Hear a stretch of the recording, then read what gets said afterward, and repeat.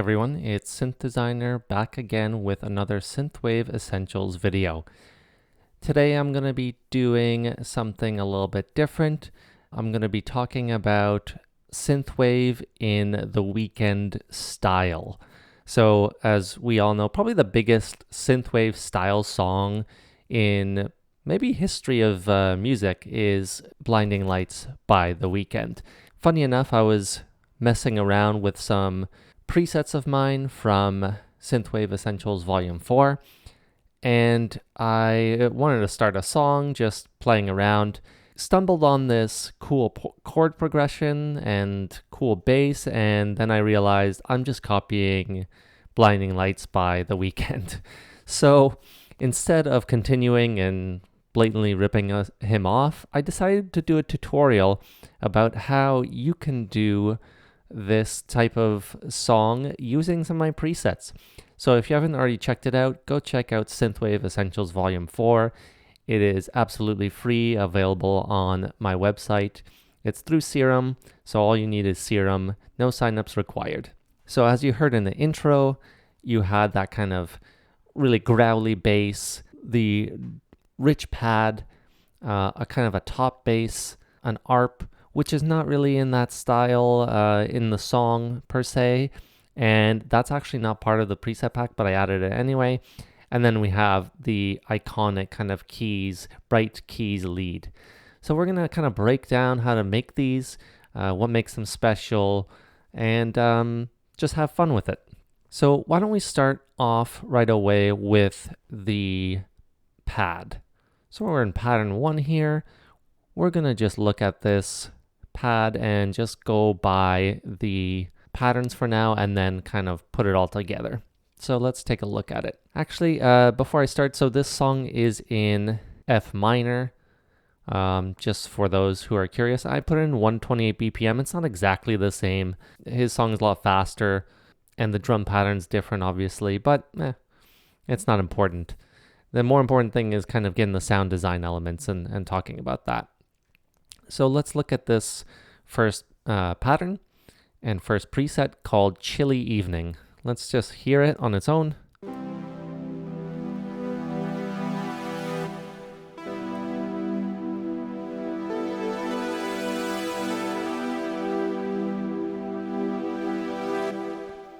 Really nice pad there with a lot of great movement. And let's hear the pattern.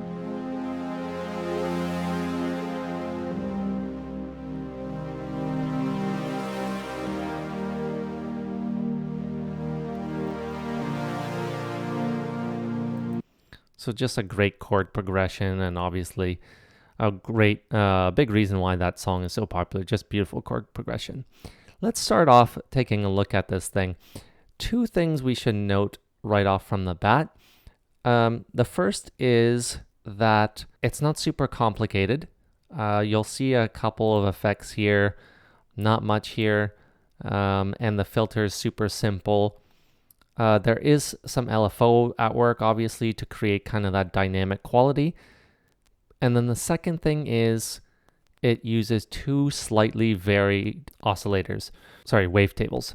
And the great thing about Serum is you're not limited to just one type of saw. For example, we have this rounded saw, and that adds that nice variation. And I feel like it really adds kind of a warmth to it that you wouldn't normally get with just a standard saw. Let's hear this, the 2 different saws on their own. So let's start with just the standard saw here on oscillator B. Okay, it's really quiet. I'm going to turn this up a bit.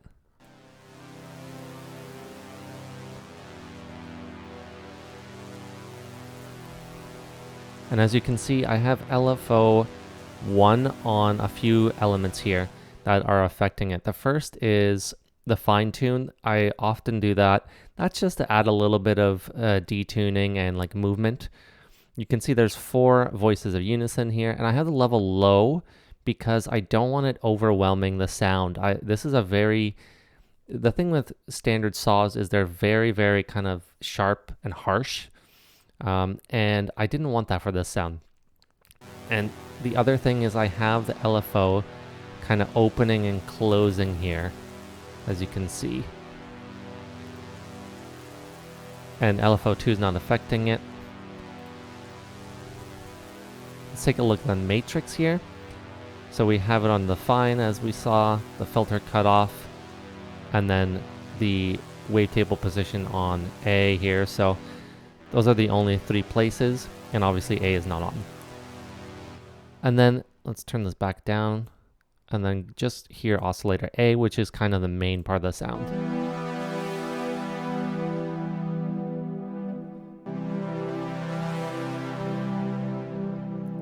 Great, really warm, almost analog sound to it, and that's a lot to do with that rounded saw. It's not nearly as harsh, right? The great thing is we can stretch it with the wavetable position, and I ended it, as you can see here, the visual aspect of Serum is so great because you can really see how it's stretching. So I have it the cutoff opening all the way, but the thing is I don't have the wavetable positioning all the way. If I did, it here gets a lot more harsh, so I kind of stop it around here. And that creates just a softness, and then paired together,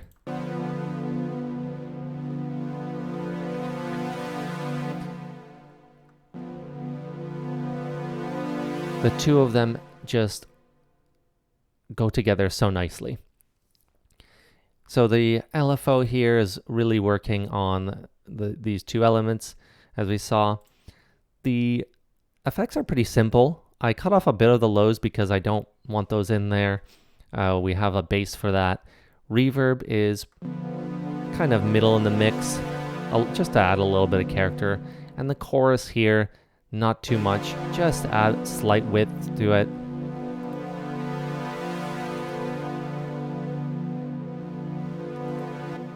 It's barely audible, but it's there. And so that's the foundation here. In synthwave music, you really want that kind of almost analog sounding pad, as close to analog as you can, and this is as close as I think we can get through Serum. One last thing to note, this one is down an octave, and that's just to kind of get it a little less harsh. If we had it the same octave, I think it gets a little bit too harsh, and I just wanted it a little bit out of the way. The next aspect of it is, let's call this a top bass. So the difference between kind of the main and the top bass is the top bass will have kind of bass elements, which is kind of like a very standard repeating aspect to it, but it will not take up the same frequency range as the kind of sub region. So you'll see later on, I'm going to show you that kind of growly bass that you heard in the intro, and that's famous kind of from Blinding Lights.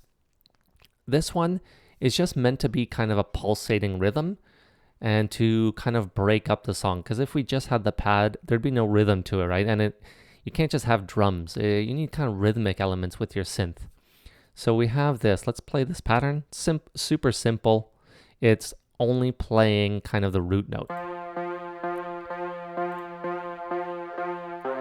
Then moving on to C, to E flat, and to the B flat. So it's super simple, but it adds a great dimension to it. Let's take a look at how it's constructed now.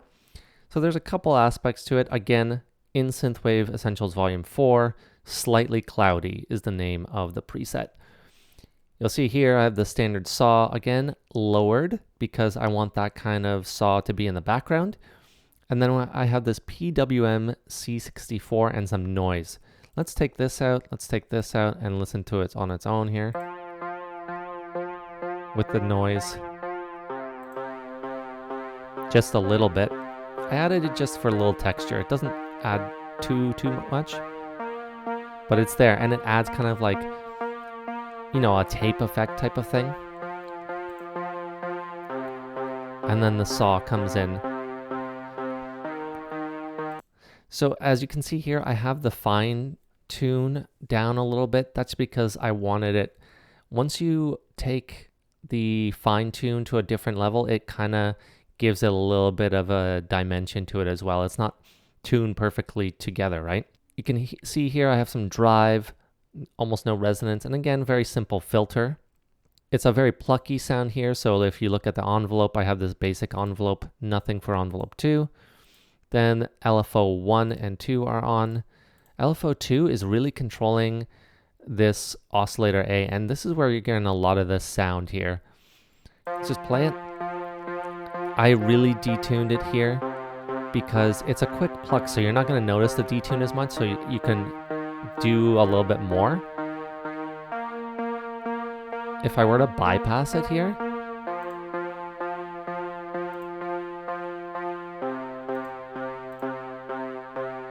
you can hear it's definitely making a difference. The other thing that really makes a difference is this PWM. So the warp section is really your friend in Serum. It can add a lot of dimension. Now be careful when you have kind of these strange wavetables here. If you do too much warping, it's going to really change the sound. So there's two things I wanted to do here. I have the LFO on the level to give it a bit of a tremolo effect. When you have the LFO attached to level, it's going to go slightly louder, slightly quieter, and that adds just a bit of tremolo. It's very subtle. We'll play it and bypass it again.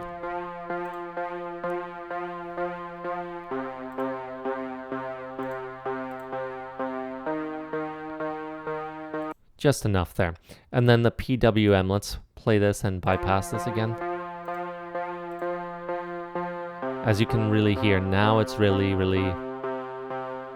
kind of stale, not much movement. That adds so much more character, and it's kind of a vintage sound, because that vintage sound is kind of, it's not stable. That's the thing when you hear kind of those old records, those old analog synthesizers. It's a little bit of unstable kind of character to it, and that's what's adding here. In the effects, we can play a little bit more with the distortion because it's a pluck, so you're not going to get as much, you're not going to hear and feel the distortion as much if you had a pad, for example. Then the other thing is we have some delay and reverb, but since it's kind of a bassy type of sound, it's not going to add too much. It's just enough to not be too dry. You want it kind of in a certain space, right? And that adds a little bit of a spaciness to it. We have some hyper as well, a little low in the mix. Let's take all of these off and then add them back. Lastly, I had the EQ cutting out the lows because this is not a sub bass. So let's take everything off here and listen to it. Just sounds kind of dry, but you can hear there's a lot of that character already in here. This is just adding a little bit extra. Let's turn the delay and reverb. You can hear just a little bit of a roominess to it. That adds just a tiny bit of width, and that's just that little grit. And that's it. Let's just play the two elements together so far that we have.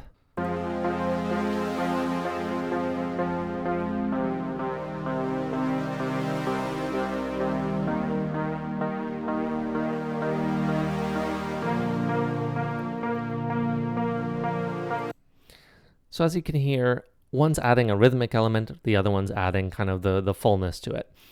This is not mixed, so don't expect this to be perfect right now, and I have no plans on mixing and releasing this. So once you add compression, once you add kind of proper EQ and everything, they're going to stand out a lot more. Right now, they're a little bit muddy and kind of getting in each other's way just a little bit, but that's really not the point here. So let's move on to pattern 3. Let's hear how this sounds.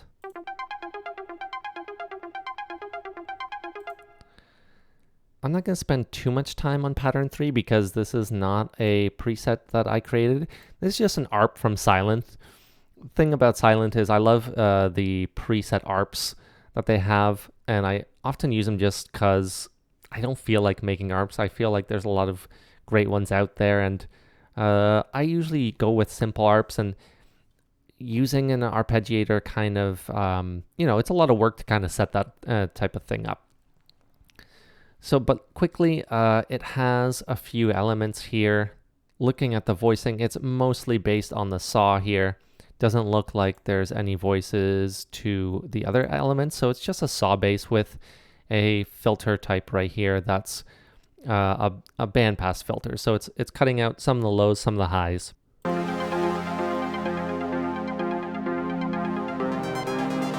As you can hear, you can open up the cutoff.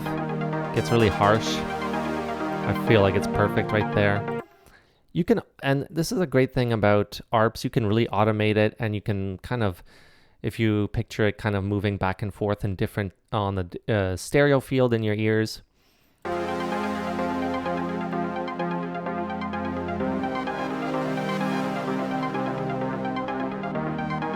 This is just something I would think about automating more than anything.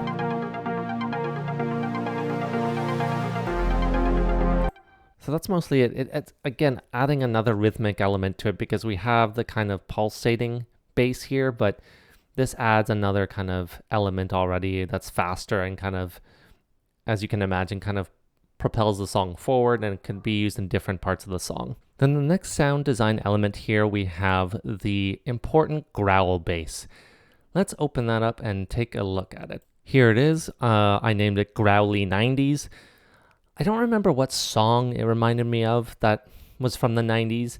Realistically, I think this is kind of a Blinding Lights type of growl bass. Let's just listen to it.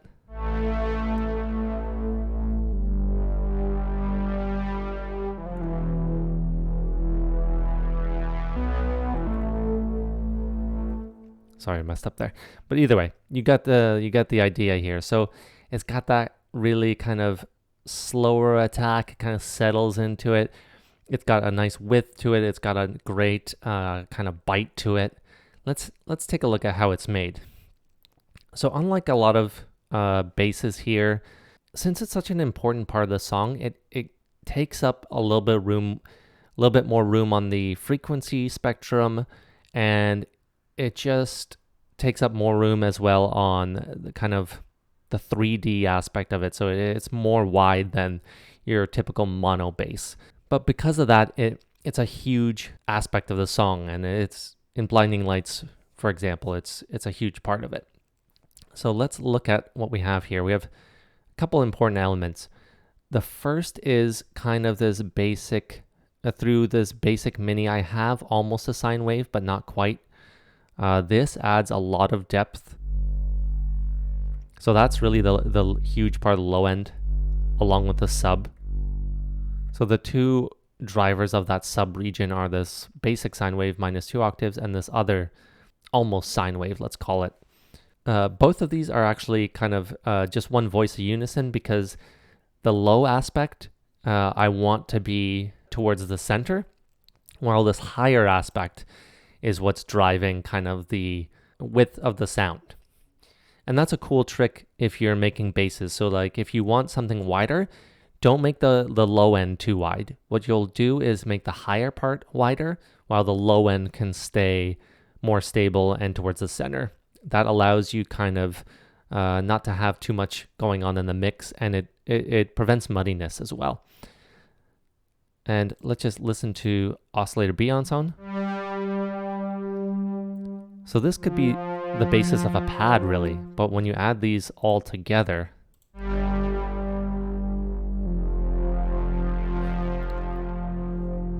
just an amazing sound. And there's a few things here. We have the drive and the fat way up. I like the fat for the bass sounds like this in particular. The envelope is pretty important here because you don't want it to come in right away. You want a slower attack. You kind of want it fading out a little bit. You don't want it too sustained at that sound. And you have just a bit of release so it doesn't abruptly end. I have this on this low pass filter here, very basic. And then I have the LFO helping opening it up. And it closes, opens and closes. So it's a sustained sound. So that way you can use it pretty much any way you want to.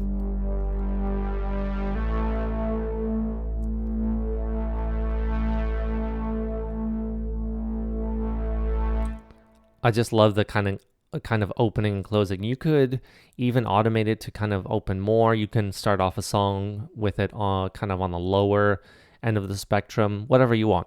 Over here, you'll also notice again, the fine knobs are different. That's because, again, you're adding detuning, and that kind of creates a little bit more width and separation between the sounds. Then we have a little bit of distortion. That distortion is hugely important in this particular pad. You can hear really kind of having that growl sound without the distortion. Not bad, not bad, but it sounds more like a pad, like a deep pad. But with this, just a ton of texture all of a sudden. Really important. And I love tube distortion. Kind of gives it that analog feel. The hyper is really meant to kind of give it that width again.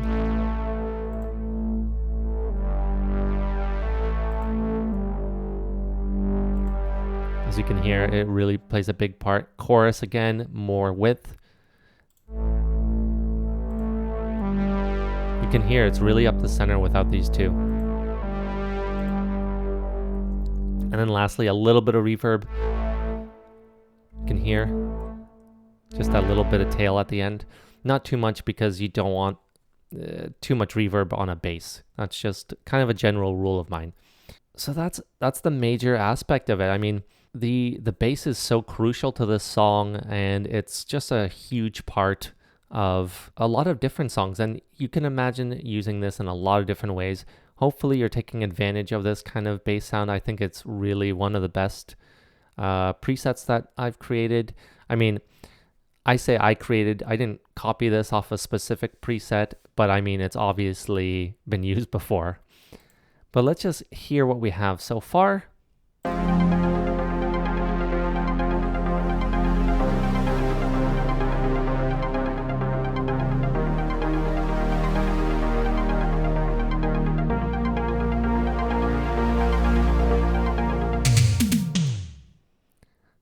I have that cool fill at the end. I don't know why, just for fun. And then let's go into this lead that we have. Open up pattern 7, and we have this lead called Bright Pluck. This is actually off of Synthwave Essentials Volume 2. I forgot to kind of add this little subtitle here, but you can download this as well for free. Let's hear it.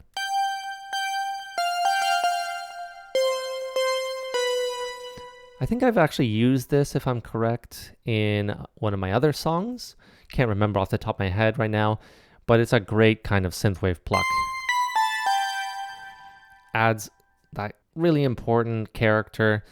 It's kind of meant to be more of a play in high notes, because you can see it's up 2 octaves and up 1 octave and 2 oscillators. But it's just a great kind of key sound that you can use.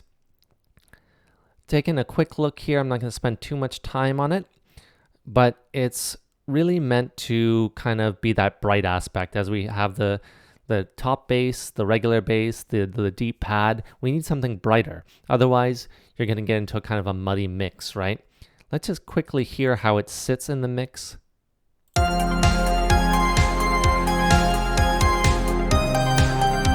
can hear it's really cutting through.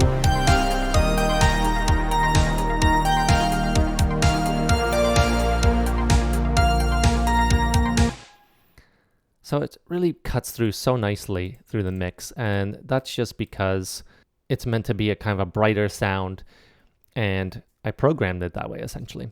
So when we take a look at these sounds, we have the PWM LPF and the MB triangle. I always try to start off my sounds with something familiar. Sometimes it doesn't work that way, but I'll try some kind of variation on some kind of variation on a regular kind of standard wavetable, like a triangle, and then move from there. So that's nice. It adds a little bit of depth, like a triangle often does.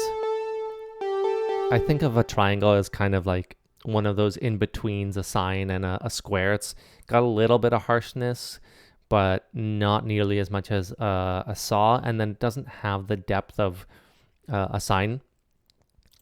And then we get this PWM LPF. This on its own is way too harsh, but the two together just have that great sound together. I have the LFO working in a couple ways. This is mostly to create movement. I have the bend plus minus in the warp section and the PWM in the warp section on oscillator B. The thing about this lead too is I have several voices of unison. I do have the blend pretty up the middle, so I try to emphasize the middle, but they do have stereo separation just for those because it's an upper harmonic, so that stereo separation is important. The cutoff is pretty high. If without it, it would just sound really way too bright. To me, it kind of is necessary. The drive is up a little bit to create, again, more upper harmonics. And then LFO1 really is, again, like I just said, to create movement. So in the fine knob, we have the detuning, and then in the warp, we have that. The envelope, super simple. It's kind of a pluck. Nothing much to say there. Effects, we have a little bit of distortion on the soft clip. I didn't want to do too much distortion. Delay and reverb, and then EQ. I did try to emphasize the higher end a little bit more. Delay and reverb, just to give it a little bit of dimension, but not too much. So there you have it. Those are the elements of the song that we created here in the style of Blinding Lights by The Weeknd. Hopefully you kind of got some ideas. Again, you can download these presets for free, use them however you want. This is meant for some inspiration, just to show you like how versatile these presets are. If The Weeknd can use them in a similar way, then I'm sure you can take advantage of them and create your own great music. So I really hope you enjoyed this video. Let me know in the comments if there's anything else you'd like to see, perhaps in a similar style or any other types of video at all. I'll see you next time.